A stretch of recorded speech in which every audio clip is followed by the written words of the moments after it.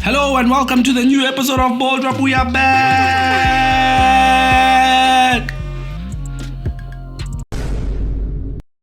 I'm not happy. Why are you not happy? I'm not happy.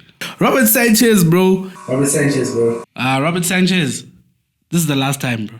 And I told you. You didn't need to tell me. I've been saying since last season when I was alone here that this guy is not a keeper. My club has royally messed up. He's so bad. And you know what's worse about him, Nigel? He feigns people into a thing of security where people think, he's fine now. He's not fine. When has he ever been fine? People thought he was fine from the Club World Cup and whatever, but he's not. I know his real life. The Bayern game as well. The Bayern game, those saves. I saw that save, I said nothing. I didn't care. There's nothing he can do to change my mind. I know his real life, bro. Nigel, you know what it's like, nah? You see these guys who go to the clubs and they have Henny and whatever, and they're popping whatever. But you work at Standard Bank. You know his real life. That he's got 60 rand. He took out 10,000 today. A 10,000 loan. You get it. to buy Henny for the girls. That's Sanchez. I know his real life. What he did doesn't make any sense at all. 5 minutes, Nigel. That day I realized it's a good thing I'm not a manager or a player. I would have beat him. You have to, no, for real. You have to rock him, right? I would have beat him. First of all, Neto warmed up for so long just to play 5 minutes. Or was it 7? I think he got to like 7, right? Probably got to I would have beat him, I'm telling you. But then also your manager didn't make things easy. Yeah. Terrible substitutions. Then after that, the substitutes who get on, Tosin, I'm going to hold my hands up high and say, I thought Tosin is getting better or is better. He's not. Okay. He's got a panicking gene. There's a reason why Fulham was so happy to sell him to us. Jorgensen as well. There's no keeper. But he did better than Sanchez would have done. I know you angry at him because of that. Yeah, the second goal. No, obviously he did better because Sanchez messed up at 5 minutes. Anyone could do better. Even if Jorgensen got in there and conceded 10, it would have been better than what Sanchez did there. Okay, you're not taking it too far. No, but honestly, your manager panicked because I thought at one stage he thought, no, here I'm gonna get 5, and then he goes ultra defensive. Super ultra defensive.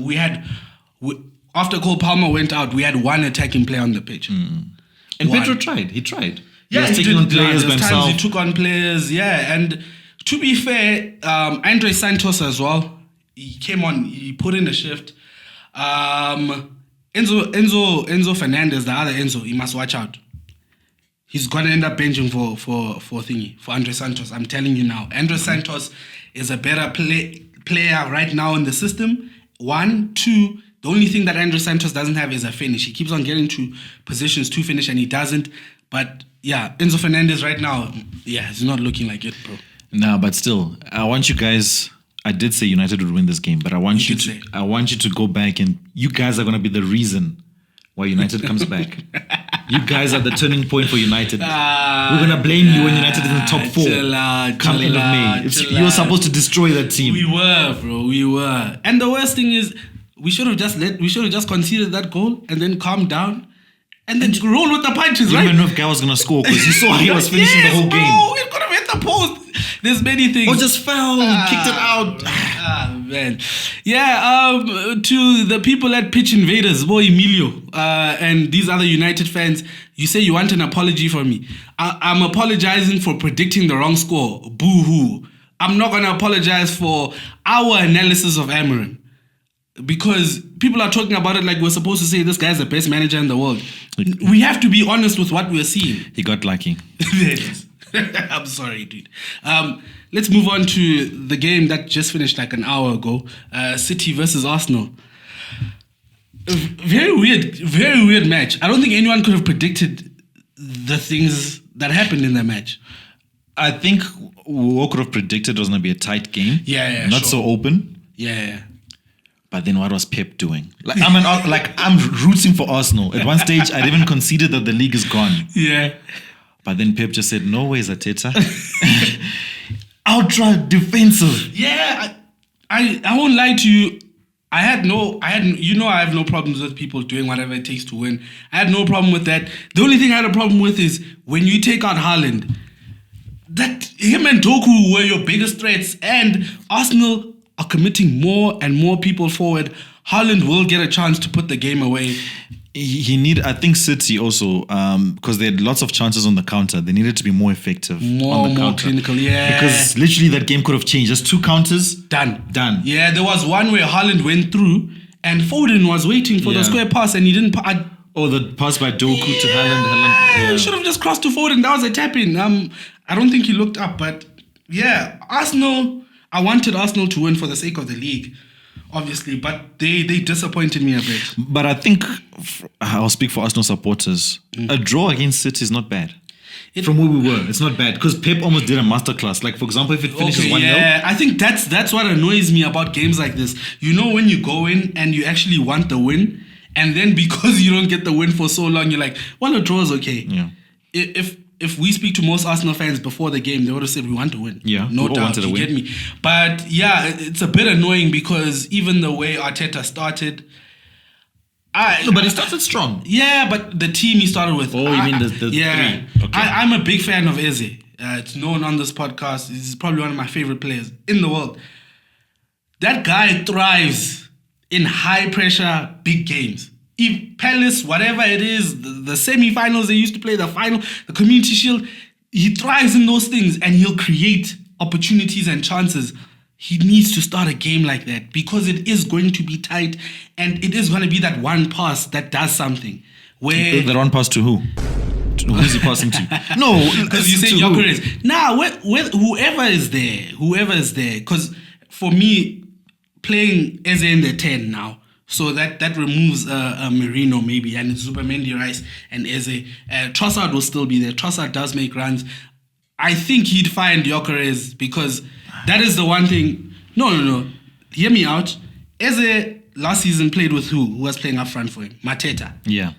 Mateta isn't just play me the ball I hold. He makes runs. And who was finding him? Berechi Eze. Okay. But now Gyökeres, even if he does run, the ball's not coming. But Madueke actually played well the first half. Very well. I think the only problem is no end product. And they were like, no, but there was that one shot it took, like that killer shot. And then Donnarumma. But they took him out because they were like, hey, Bukayo's back, bro. That was unlucky. Thanks for the shift, bro. That was unlucky. I never thought I'd say this, but I think we need Kai Havertz back. I never thought I'd say that. I never, ever thought I'd say that. Super Kai Havertz, baby. No ways, because up front... You don't see it, eh? I think maybe also, but it's early days, right? Because I know Arsenal fans are going to, when he scores next week or whatever, they're going to be, which is what happens. Against small teams, he will score against small teams. Sure.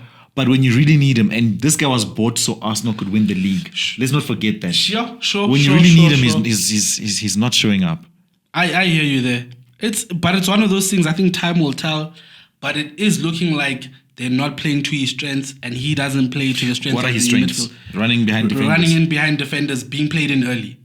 So even if it's from wide, if you play him in early, he can cut in. He's strong enough to hold people off.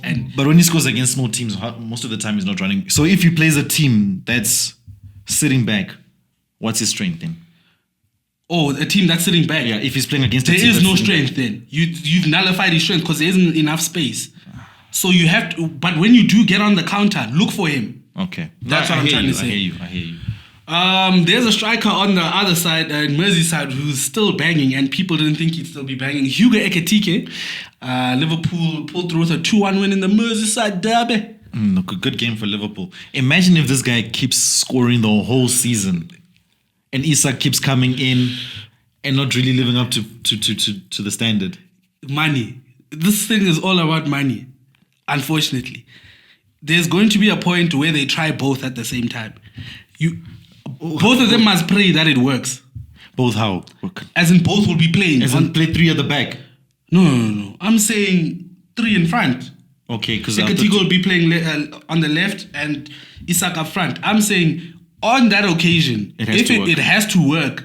A lot of guys in Liverpool now, there's things that have to work. I think Isak, there may be more grace for him from the situation he's coming from. But Florian Wirtz, bro, Bro. And I thought he was coming back, eh? Oh. I thought he was coming back. He was showing signs of improvement. Oh, no. The fact that they benched him, right? And that first half that they had, they were exceptional. Proper. That's a proper midfield three. Szoboszlai, Gravenberch, who's been exceptional this season, and Mac. That's a proper midfield three. And it was more controlled. Obviously, it didn't solve the bigger issue of Liverpool killing off games. They're still not killing off games. Everton got a proper sniff back. So wait. Okay, we'll come back to that. So you're saying Ekitike on the left, Salah on the right, Isak. Yes, sir. And Gakpo? He's gone, blood. Why? They didn't spend the money on him. I don't know what to tell you. You know how football is.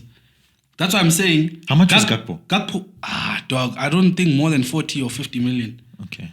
And that was like two seasons ago. And he did sign a new contract, but who knows what Liverpool are doing? You can't keep... The main thing is you can't keep everyone happy. You can't. But Gakpo gives everything or something that nobody else does. His work rate. But if we're playing with a midfield three, we don't need the work rate as much. Depends who you're playing. Nah.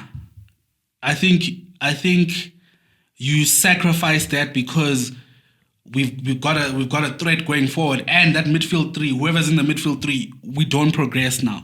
The same way Mane, Salah, and Firmino, their only thing was let's press from the front. But in terms of going back, they were like, hey, bruh, chill. We've got you. No, That's what I think. And we also need to discuss this thing. I'm not a fan of this thing. Kickoff. Out throw in. It's PSG. What is that? It's rugby. That stuff is rugby. Also, okay, that's one thing we can fully agree on. I'm not a fan of that thing.